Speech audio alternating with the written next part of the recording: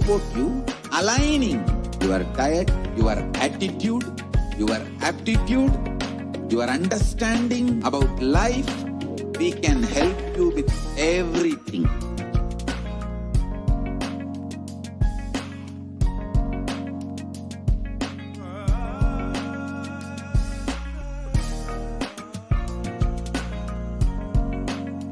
If you are interested in enlightenment, we will immediately bring this to you. If you are not interested, we will explain the whole science, inspire you and make you interested in enlightenment time. We need to cater this enlightenment science to the whole world wherever they are, because enlightenment is the birthright of all human beings. Kailasa is responsible to provide that to all human beings.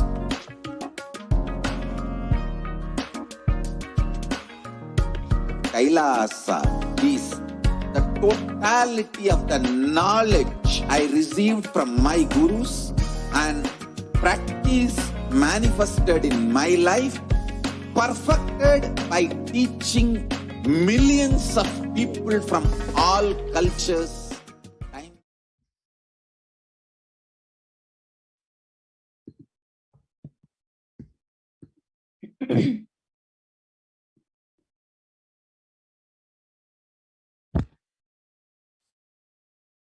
Nithyanandam Paramasukadam Kevalam Jnanamurtim Dhandvatitam Ganadasham Tadvamasthyadilaksham Ekam Nityam Vimalamachalam Sarvadhi Sakshibhutam Bhavatitam Trigunarahitam Sadgurum Tam Namami.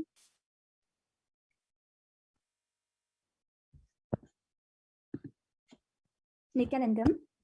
Today, October 24th, is the United Nations Day, and on behalf of Kailasa Nation and with the blessings of the Supreme Pontiff of Hinduism, Jagadguru Mahasannidhanam, His Divine Holiness Bhagavan Shri Nithyananda Paramashivam, we welcome each and every one of you on this very important day. We have here delegates of the Sri Kailasa Nation, myself, Ma Vijayapriya Nithyananda, Ma Nitya Katitananda, Ma Nitya Swatantra Priyananda, and Ma Nitya Mahakatitananda.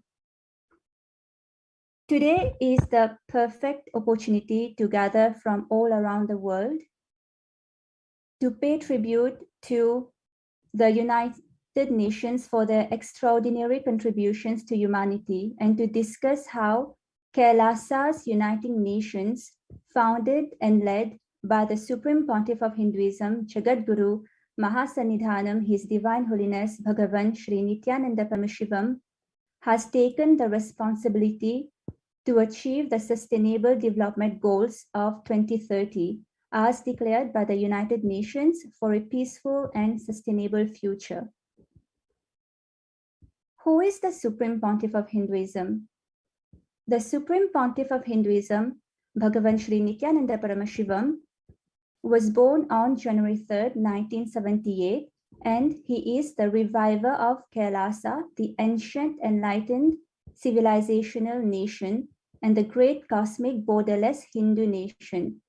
The Supreme Pontiff of Hinduism is the 1008th incarnation of Paramashiva, as per Hinduism, recognized by his predecessors who are enlightened masters and adepts.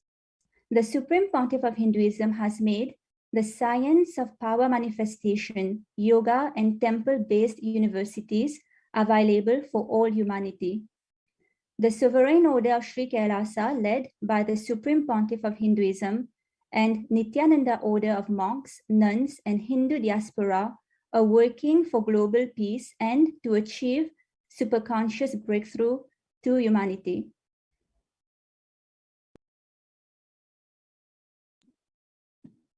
Ordained as the 233rd Guru Mahasannidhanam Pontiff of Kanchi Kailasa Sarvanyapitam Dondai Mandaladinam, the 203rd Emperor of the Surya Vamsa Surangi Samrajam, Present 293rd Jagatguru Mahasannidhanam, Pontiff of Kailasonnata Shamalapita Sarvanyapitam. Present Mahamandaleshwar, Supreme Spiritual Head of Mahanirvanyakada, the largest apex monastic order, ordained as a 1008th Acharya Mahamandaleshwar, the head for all spiritual leaders of Attalakada, the ancient apex body of Hinduism.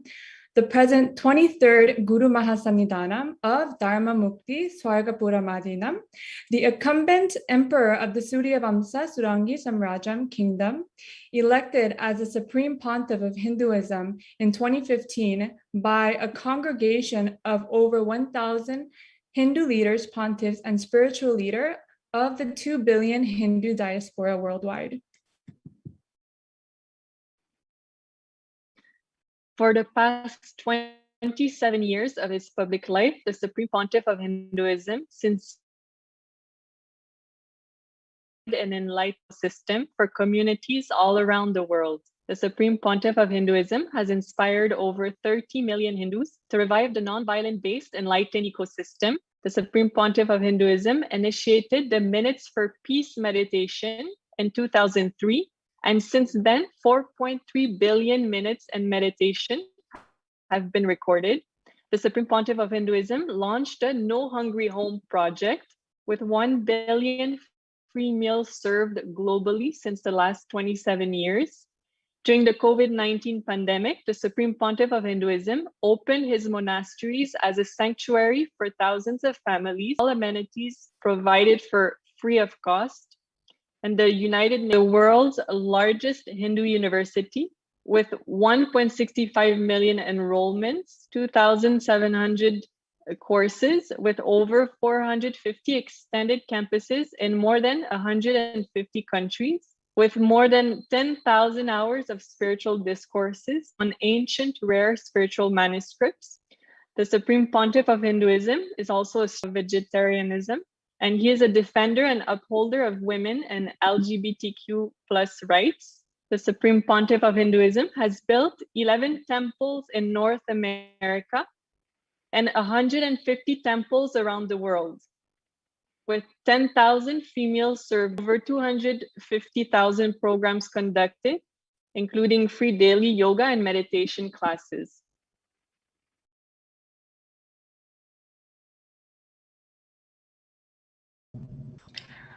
So before sharing about the Supreme Pontiff of Hinduism's contributions to the world with regards to the Sustainable Development Goals 2030 as declared by the United Nations, we would firstly like to present to you the context of which the United Nations was founded. The United Nations, which now comprises of 193 member states, is an international organization which was founded in 1945 after the Second World War. And at that time, 51 countries unanimously committed to maintaining peace and security, developing friendly relations amongst nations, promoting social progress for better living standards and human rights.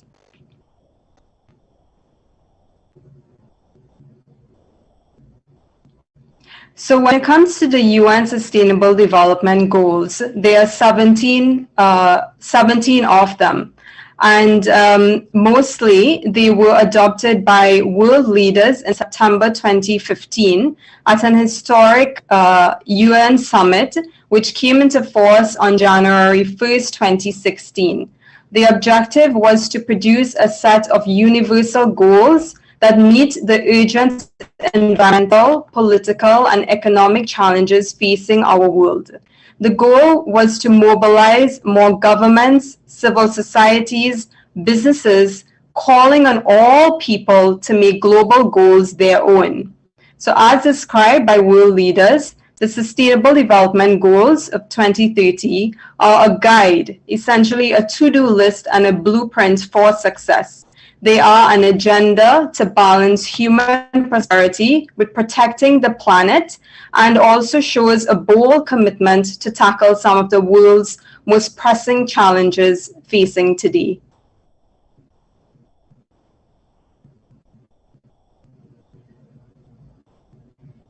So as mentioned before, there are 17 UN Sustainable Development Goals.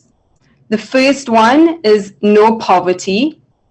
Goal number 2, zero hunger.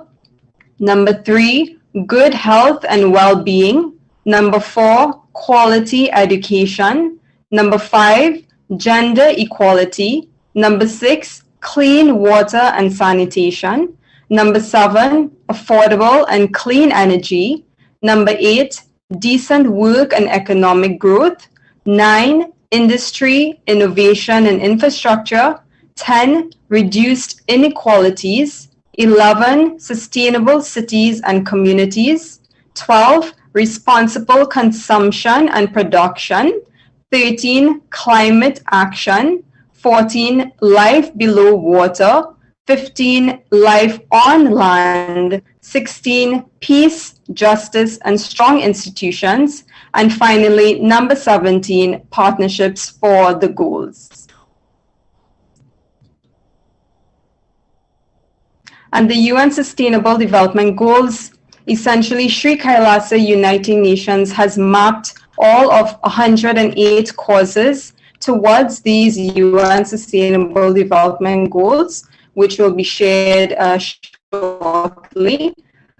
108 causes supported by Sri Kailasa, from child welfare to promotion of food banks, to gender equality, animal rights, original nations, and the list goes on and on. So essentially all of these 108 goals or initiatives by Sri Kailasa Uniting Nations have been mapped also to the UN Sustainable Goals and a lot more. So this will be shared with you right now.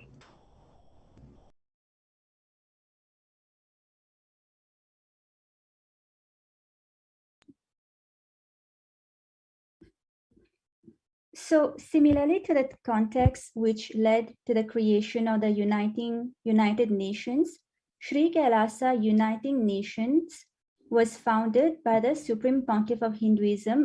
Let us go back in history to understand how SKUN, Sri Kailasa Uniting Nation, is a necessity in today's world.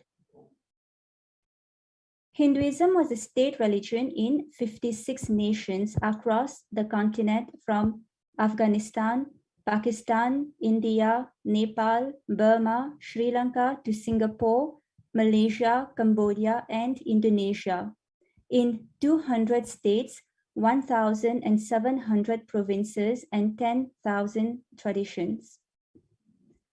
Centuries of the combined forces of foreign invasions, political upheaval, colonialism, and religious persecution systematically exterminated 98% of the world's oldest living civilization, the Hindu enlightenment ecosystem.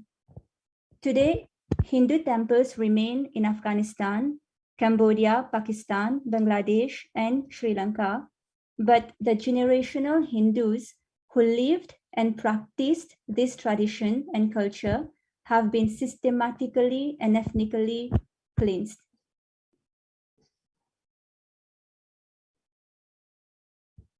So to preserve the most ancient enlightened ecosystem in the world, as per Hindu scriptures, the Supreme Pontiff of Hinduism declared the independence of the sovereign state of Sri Kailasa as per internationally accepted norms.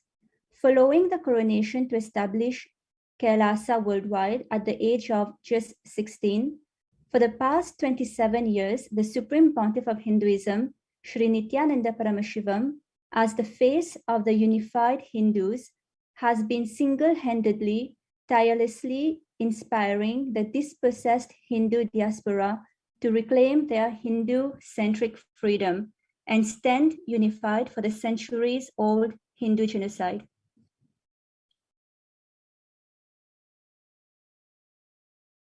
The Supreme Pontiff of Hinduism has declared, "I am the collective voice of all the persecuted Hindus. I will revive and rebuild a Hindu nation built on Vedagamic principles as a refuge for all practicing and aspiring Hindus, a safe haven for all persecuted Hindus.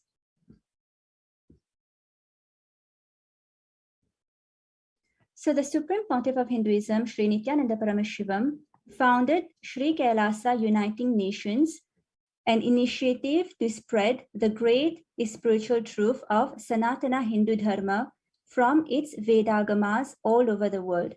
For the past 27 years, this international body has been responsible for 1. Building relations, building dialogues, inspiring leaders, and uniting nations towards acknowledging the Hindu policies which are universal and life positive as referenced from the ancient text of Hinduism. This is the ahimsa, the non-violent way of bringing acknowledgement to the horrors of the Hindu genocide, the untold facts of the darkest act of mankind on earth, to the most contributing civilization, Sri Kailasa.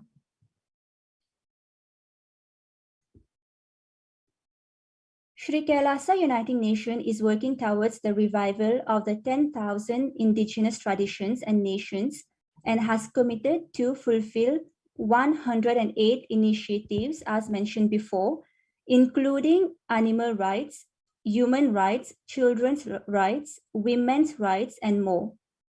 Sri Kailasa is working for uniting the world's nations for 108 such purposes and goals declared based on universal human values and world peace. So you can see all the 108 causes taken up by Sri Kailasa Uniting Nation on Sri Nithyananda Paramashivam page, official page, Sri Kailasa's official page on the website below.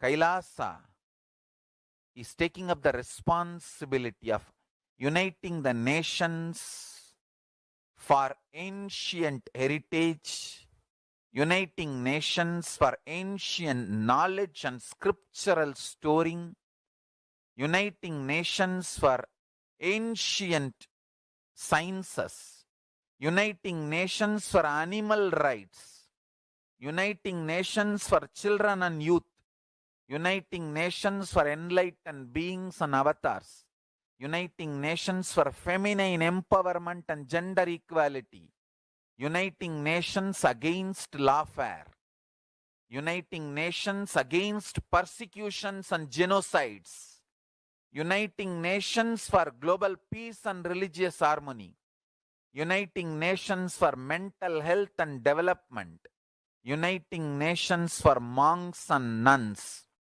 uniting nations for mystical and spiritual sciences, uniting nations for nutritious food and hunger-free world, uniting nations for persecuted religions, uniting nations for revival of ancient civilizations, uniting nations for unique religions, uniting nations for yoga, uniting nations for ancient sacred arts and ancient sacred sciences, uniting nations for consciousness studies and consciousness practices, uniting nations for enlightened cultures and arts, uniting nations for indigenous aboriginal nations and traditions and cultures, uniting nations for advocating peace, uniting nations for yogic sciences, uniting nations for family health and development, uniting nations for rights of the immigrants, uniting nations for safe and supportive entertainment, uniting nations for best right spiritual techniques and methods and technology. Understand? uniting nations for prevention of mass killings, uniting nations for orphans and abandoned children, uniting nations for furthering the researches to find cure for HIV/AIDS, uniting nations for against the atrocities and crimes. We are working in all this line, and devotees, disciples, volunteers are creating organizations in multiple nations to do all this good work.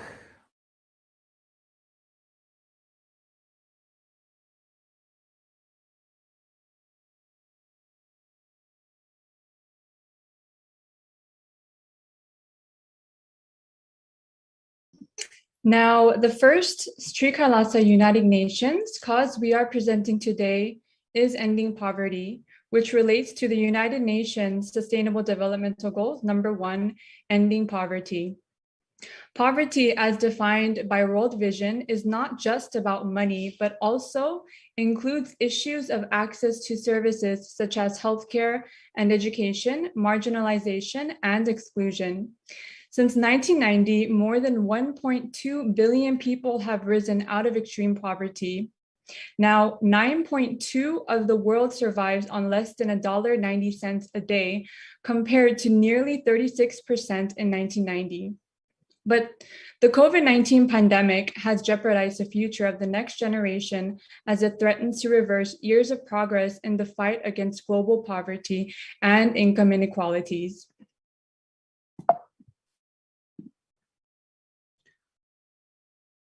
The Vedic civilization was never poor and holds the secrets to the science of wealth manifestation. In fact, the 56 Hindu nations which once existed lived in abundance until 1757. Bengal was the richest province in the whole world.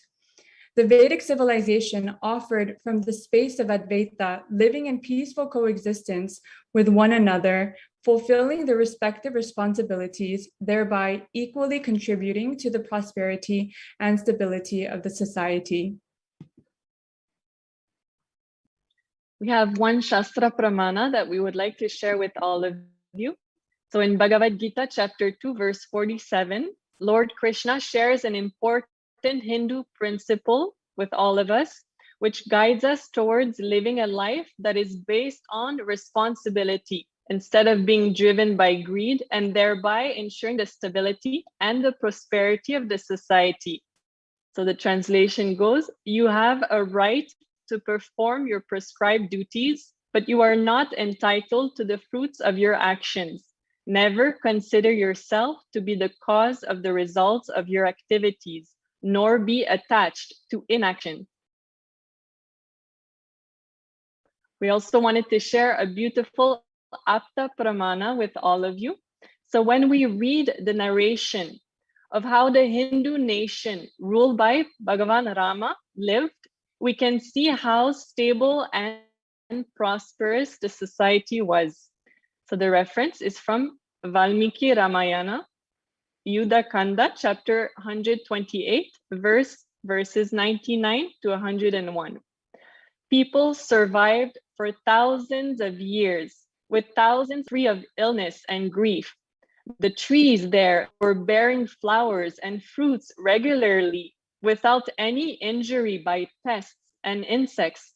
The clouds were raining in time, and the wind was delightful to the touch. Every caste were performing their own duties, satisfied with their own work, and bereft of any greed. People were intent on virtue and lived without telling lies. All the people were endowed with excellent characteristics. All were engaged in virtue.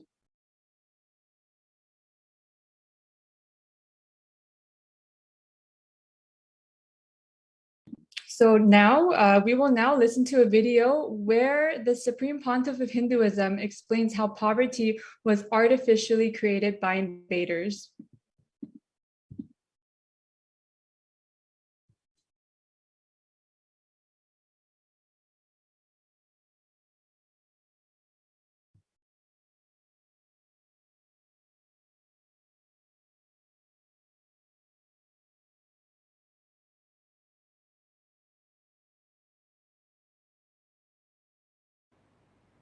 the Macaulay's education,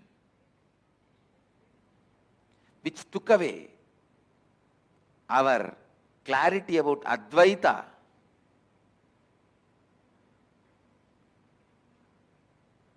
The colonial mental setup,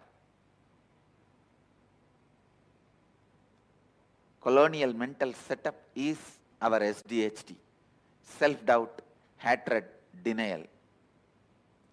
It is this colonial mental setup took away our Advaita from us, I tell you.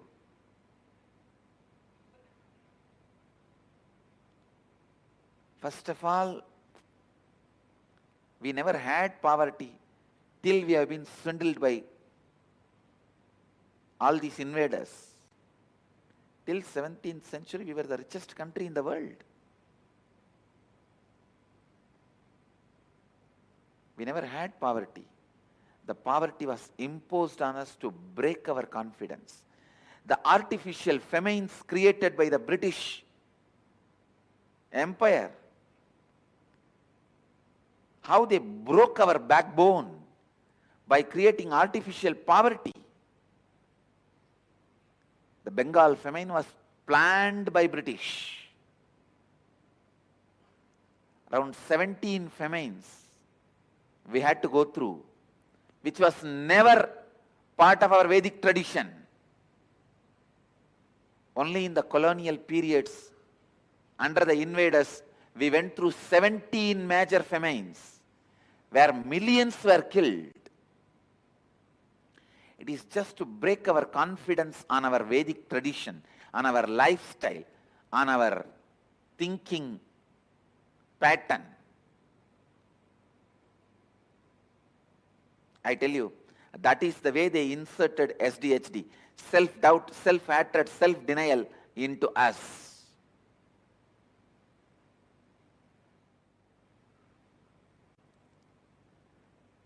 They swindled the country. Ships and ships of gold from this country has been shipped out. And then they start the missionaries and charity, giving few pennies back to us in the name of missionary and charity, to take away our confidence from this great Sanatana Dharma, Sanatana Hindu Dharma.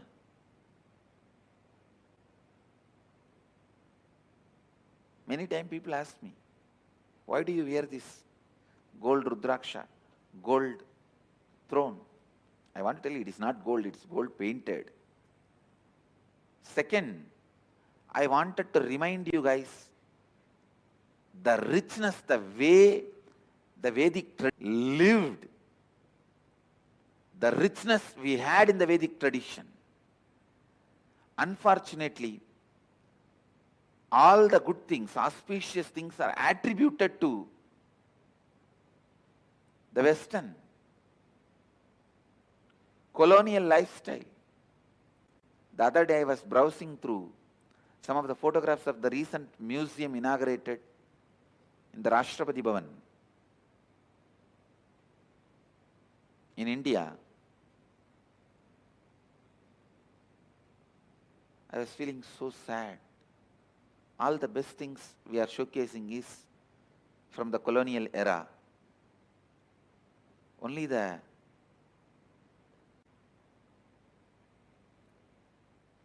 British things are gold coated, golden.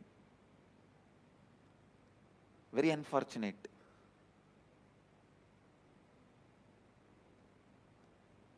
The idea of best life is somehow associated with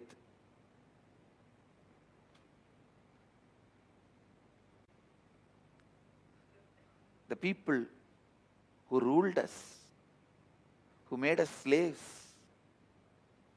Somehow the good life has become their lifestyle. The idea of good life has been branded as the British lifestyle. We forgot the good life of the Vedic tradition. Last 300 years, 17 famines. What will happen to a civilization? When we look back, you can only remember the 300 years. And you remember only poverty, poverty, poverty as the lifestyle of Vedic tradition. That is why the stupid word Hindu rate of growth has been developed. Please understand, our self-doubt, self-hatred, self-denial has been created, injected, encouraged by the British by putting us into poverty, showing their lifestyle as a good lifestyle. And still we stupid fellows are practicing and believing the same. Practicing and believing the same.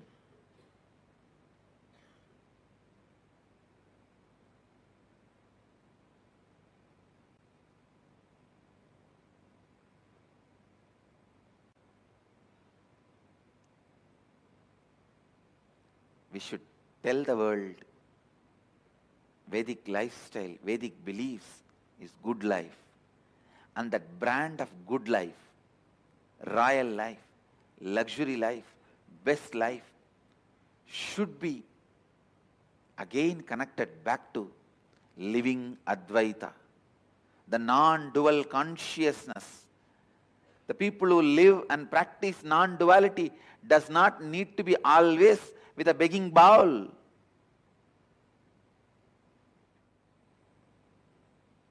We picked up the begging bowl voluntarily because that is the only way we can relate with you. We will have the opportunity to come to your doors, not to receive but to give. Mahadeva picked up the begging bowl not to beg from you. He doesn't need to eat anything, or he can eat anything.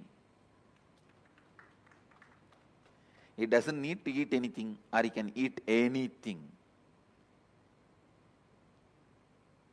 He did not pick up the begging bowl to receive something from you, to come to your doorsteps so that you see his grace, the grace he carries, and may follow living Advaita. In 1943, millions of people in Bengal starved to death by artificial famine created by. This was the last effort to break our confidence that we won't be able to survive on our own without British ruling us.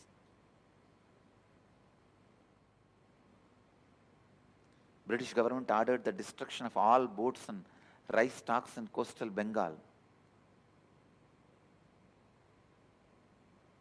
And it exported 70,000 tons of rice for the use of British troops and British civilians. More than 4 million people were made to die to break our confidence in the Vedic lifestyle. But the news was never left out because British authorities took the advantage of wartime censorship. See, wartime you have the power to stop the news. They took the advantage of the wartime censorship to keep this news quiet. I tell you, it's unfortunate.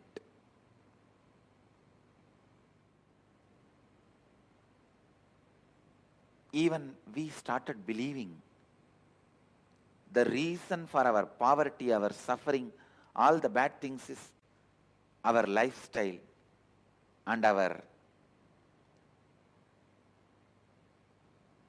thinking style and the cognition given to us by the Advaitic tradition, which is completely wrong. Understand?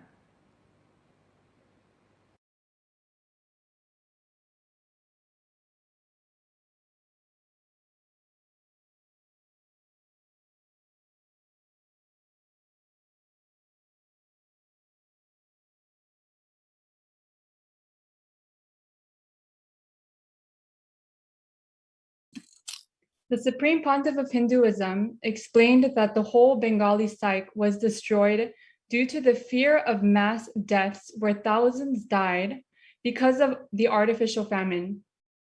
They lost their morale. They lost the morale of trusting life. The whole Bengali consciousness was suffering with the root pattern of life is cruel. To clean and heal the collective consciousness, the Supreme Pontiff of Hinduism has conducted multiple workshops on the secrets of manifesting wealth as per the Hindu scriptures and initiated thousands into wealth consciousness.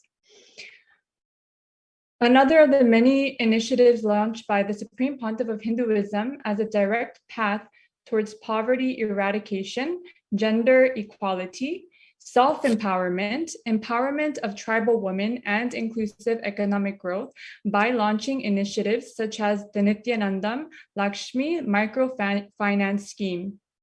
This special venture launched by the Supreme Pontiff of Hinduism in 2009 continued since then, specifically supports rural and urban women. The Supreme Pontiff of Hinduism's religious order, which entered into microfinance as early as 2009. The Supreme Pontiff of Hinduism has conducted multiple workshops on the secrets of manifesting wealth as per the Hindu scriptures and initiated thousands into wealth consciousness.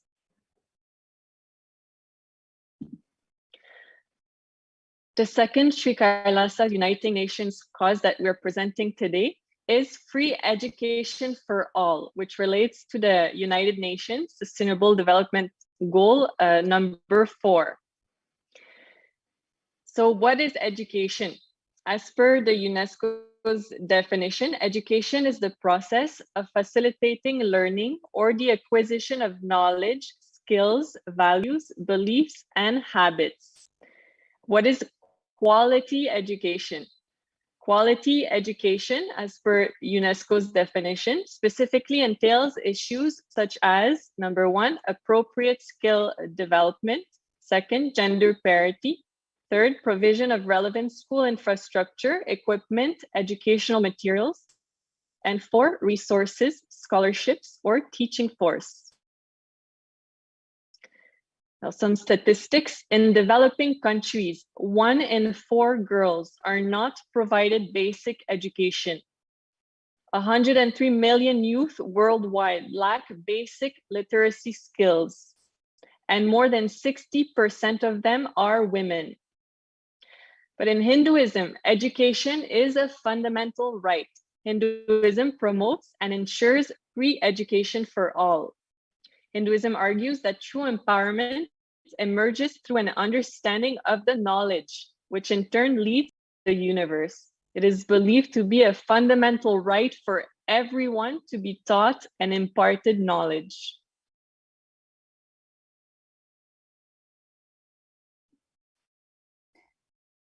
In the Bhagavad Gita, chapter 13, Lord Krishna gives a definition of knowledge in 5 verses. The verses say, next slide.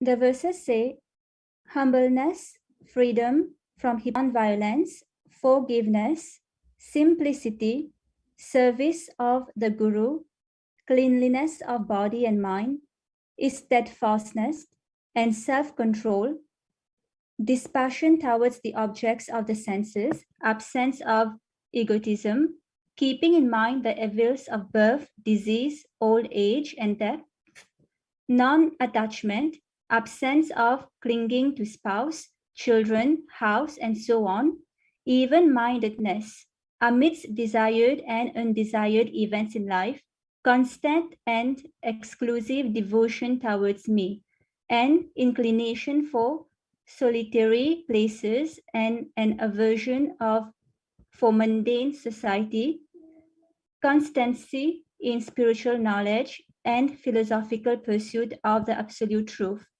All these I declare to be knowledge, and what is contrary to it I call ignorance.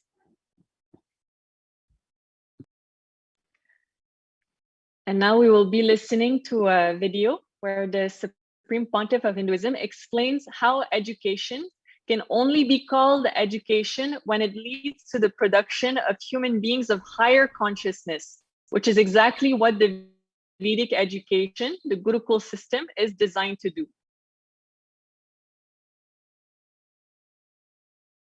Only when the education is producing the human beings of higher, it can be called as education.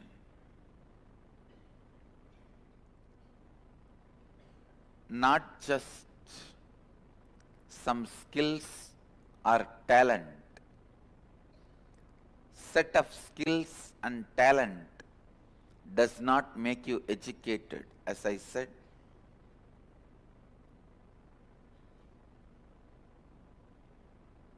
Uneducated are those who are educated only in schools.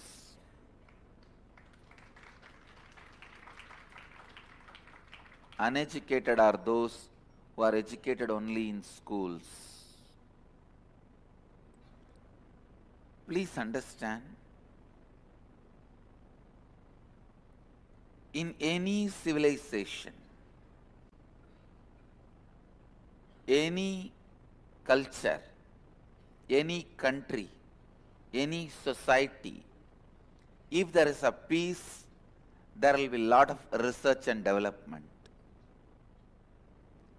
The Hindu civilization, 95% of the monuments we built are monuments for education. 3% is for great educators and teachers. Understand? All our temples are not monuments of some war victory. It's a place for education in memory of the great teachers and educators. It's a Samadhi of Siddhas. Based on the monuments, you can understand what was highly respected in that civilization, in that society. There was so much peace, so much of research, development, so much of knowledge, knowledge creation and spreading, so much exploration on space, under the water, under the earth, into the fire. So much has been done, so much knowledge was available.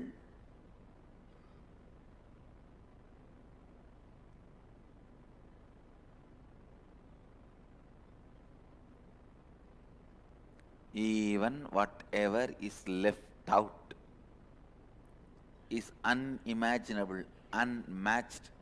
Humanity may take at least 5,000 years to catch up with Vedic knowledge. To catch up with our education system, they may take even 10,000 years. Understand, the statements I am making are not out of ego, arrogance, self-pride or anything. Stating the fact, simply stating the fact, simple truth straight away as it is.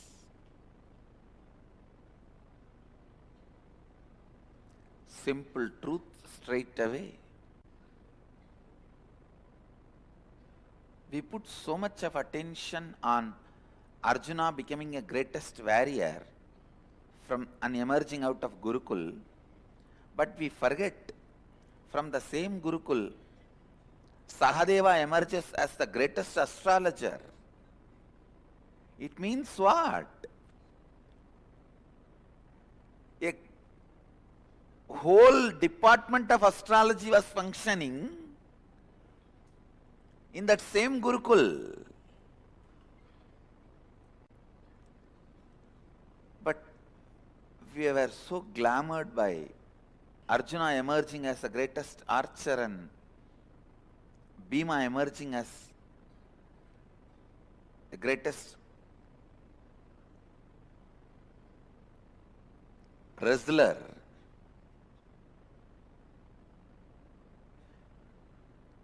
We forgot Sahadeva emerged as the greatest astrologer. Please understand, even to be a greatest archer, you need the knowledge from multiple other disciplines. What we built, what we revered, what we respect, what we want to be, what we want to remember, how we want to be remembered. Understand these two. What we want to remember when we were in the body, life, how we want to be remembered by our next generation. All these aspirations were centered on education. All these aspirations were centered on education.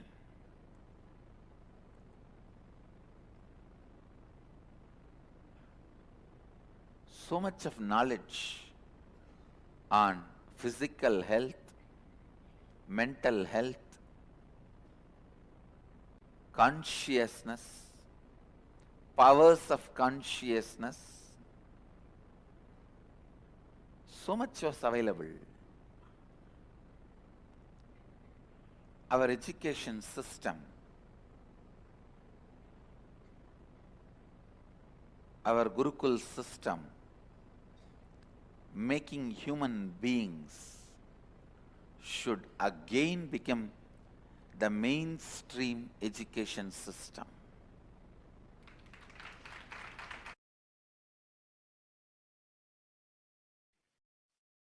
And to revive the glory of the ancient Vedic enlightened education system, the Supreme Pontiff of Hinduism founded the world's largest Hindu university, the Nithyananda Hindu University, with extended campuses in 150 countries, 270,000 plus enrollments, and 2,700 plus courses conducted. Through the Nithyananda Hindu University, the Supreme Pontiff of Hinduism is collecting 1 million source books of Hinduism and making the pursuit of degrees and doctorates available to all. The Supreme Pontiff of Hinduism also founded the Nithyananda Gurukul with 40 centers worldwide, providing free services for education and well-being of children.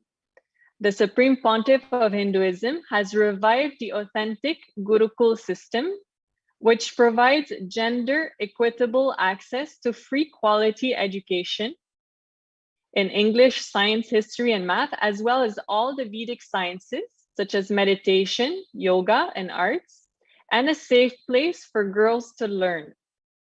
The Supreme Pontiff of Hinduism ensures that no child is excluded on the basis of gender, disability, poverty, ethnicity, and language.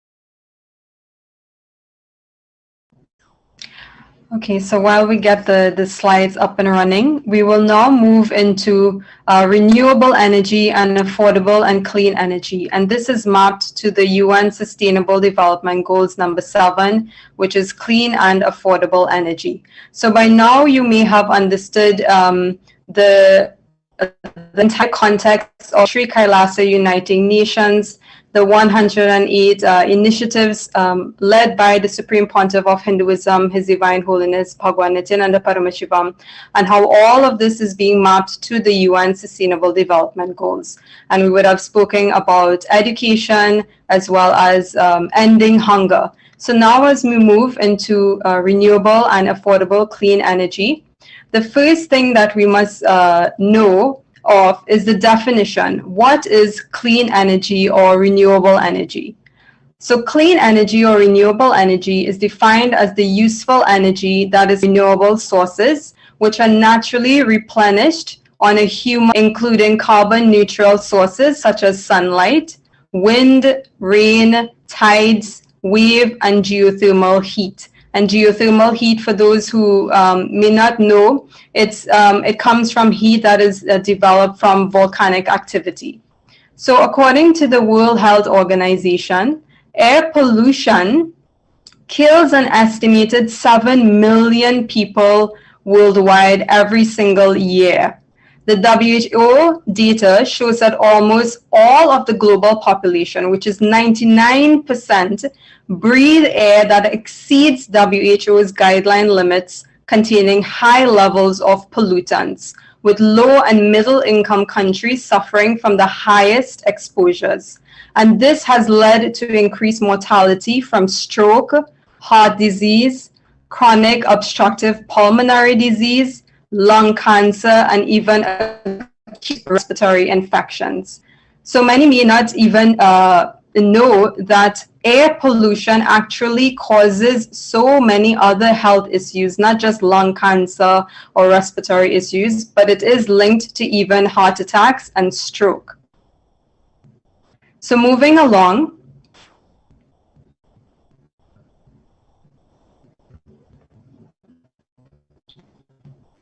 the Supreme Pontiff of Hinduism has spoken many things and shared many revelations from the ancient civilization. And he spoke very clearly about the Vedic sciences and technology when it comes to affordable and clean energy. And he says that a source of energy that is completely sustainable actually exists. And it's a kind of technology that operates from the power of consciousness. So this is something that is not yet widely known to mankind. Actually, very recently, Swamiji mentioned that the fifth force of the universe is the power of consciousness. And only 4 main forces are really known to mankind. So he mentioned that the records of the Mahabharata actually revealed that a source of energy was commonly used in those times in the use of Astra Shastras and weapons, such as the Nagastra and the Brahmastra, which operated again from consciousness alone. So how was all of this possible? More. So during an interview with the Avatar, Swamiji, His Divine Holiness Bhagwan Nithyananda Paramashivam, the following question was asked to him regarding affordable and clean energy. And this is what he had to say. He said, "The present technology, which we can trace very clearly to the Industrial Revolution, and you know the technology you use, it actually destroys Earth. In Vedic technology, there was something like that, and I suppose that was much advanced than present technology. So are we going to do anything on this aspect?"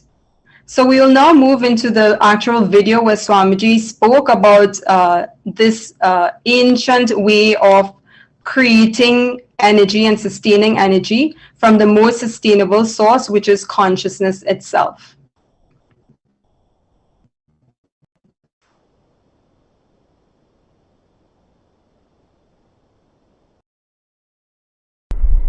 In Vedic technology, all the resources are from other planes and other places.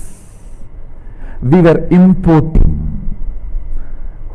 Surya comes and gives his powers.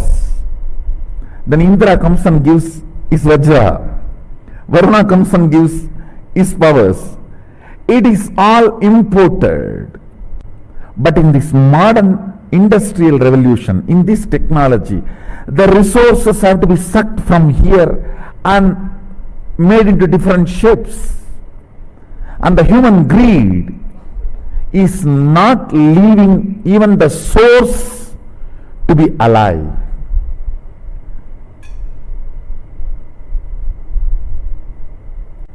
This is my responsibility. I will have to find alternative resources, fuel, energy, and bioenergy. For all these three, I have to find alternative resources which does not belong to this planet, which belongs to other plane, where the resources are endless.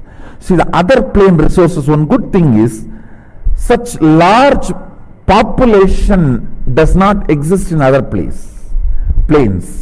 That's one. Second, such large demand does not exist there. People ask me, why did you not reveal this whole science of power manifestation in 2003 or 2002? I should tell them, I am very clear, I am putting the whole answer on record. It is not that in 2003, 2004 I do not know the science, but it takes its own time to get downloaded, settle down and open up and reach out to the people. In 2003 itself we have video records, we have video satsangs where I am speaking about this power manifestation, where I am even explaining the procedures. They will be given a Shaktipat in third eye and then they will start reading blindfolded. I am speaking. But it took at least 3-4 years for the whole science to settle down, body to adjust for that vibration, for that frequency, and for that to manifest, and that kind of a disciples to come and receive. The whole thing to become a demonstrable Sakshi Pramana. It took at least 3-4 years. Same way, now I know the Shastra Pramana and Apta Pramana, and even as Atma Pramana, that it is getting downloaded. Just today I was telling that the Aushada for immortality is already become my Atma Pramana now, which was Shastra Pramana, Apta Pramana. It is already now my Atma Pramana. Today only I said, let it be on record, at least for the sake of history. For this to become Sakshi Pramana, I am roughly looking at next at least 2 years. All these signs are dead. Responsibility to receive them, manifest them, and properly organize it to make it user friendly and reach it out to the humanity. I should say my whole mission is that only. My whole life is that only. And surely, at least within next 5 years, I will find an alternative resource. Fuel, energy and bioenergy. When I use the word bioenergy, the energy which is needed to run the body. There will be, actually there is, the external resource which can make the human body without any food or the water or any need from this plane. So the preliminary understanding which I received, I started sharing through the Nirahara Samyama, but now I know there is a clear resource available.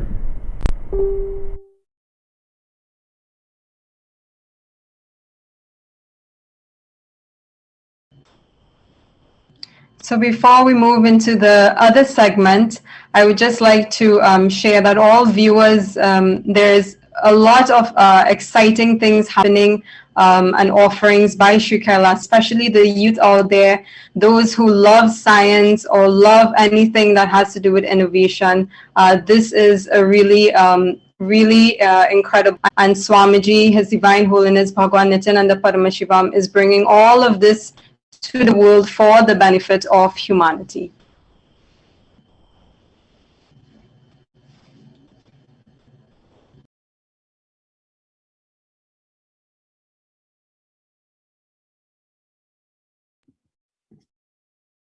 So the fourth Sri Kailasa Uniting Nations that we are going to present today is the SOSK's partnership, meaning the Sovereign Order of Sri Kailasa's partnerships. Over the past 27 years, the Supreme Pontiff of Hinduism has successfully formed an efficient network of religious peacekeepers made up of international humanitarian agencies, which are now active in over 100 countries. Specifically, the Supreme Pontiff of Hinduism has launched the 6 international Om mandates for the betterment of mankind, and they include the saffron Om, the red Om, the white Om, the yellow Om, the green Om, and the blue Om.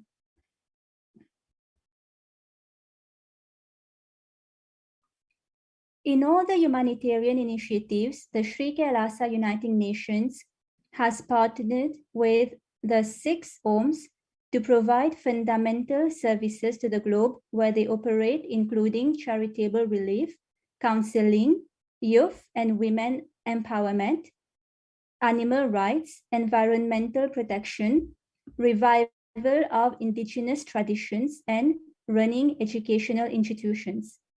By doing so, the Supreme Pontiff of Hinduism works to raise humanity to the next level of conscious evolution through spiritual strength, thereby leading the way to a sustainable future.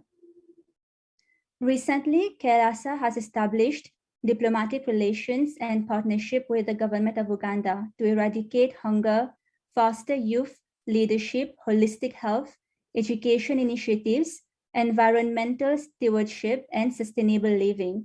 The Supreme Pontiff of Hinduism has received over 1,000 of recognitions from government officials from many countries, including the US and Canada, in the form of proclamations, letters, and certificates of recognitions.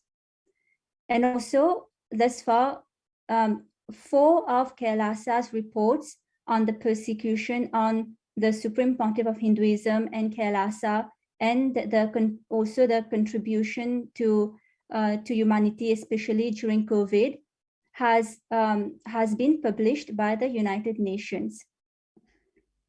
And some of the reports, the media disinformation in India, which was published by the United Nations Special Rapporteur for Freedom of Opinion and Expression, the persecution of the Supreme Pontiff of Hinduism and indigenous women of Kailasa, and also a report on femicide against women was also published by the United Nations, and Kailasa's COVID care solutions and multilateralism.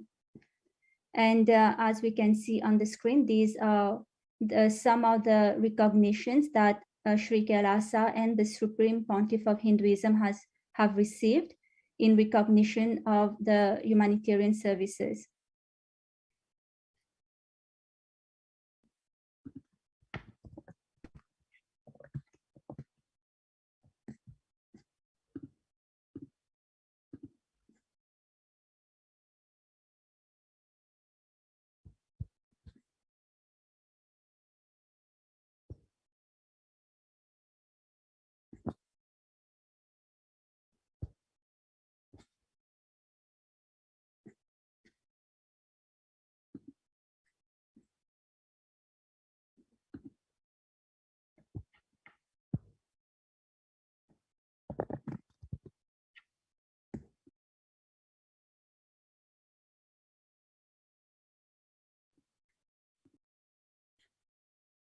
Yes. So on behalf of Kailasa Nation, we sincerely thank each and every one of you for your online presence today to discuss the numerous efforts of the Supreme Pontiff of Hinduism and Kailasa towards the achievements of the Sustainable Development Goals of 2030. Hinduism, revived by the Supreme Pontiff of Hinduism, is the solution and shows humanity the path towards a non-violent and sustainable future. Stay tuned for future Kailasa live panel discussions, and we look forward to seeing you then. Thank you. Om Purnamada Purnamidam Purnat Purnamudashyate Purnasya Purnamadaya Purnamevavashishyate. Om Shanti Shanti Shanti. Bhagavan Shri Nithyananda Paramashivam Padukarpanamastu. Om Nithyanandam.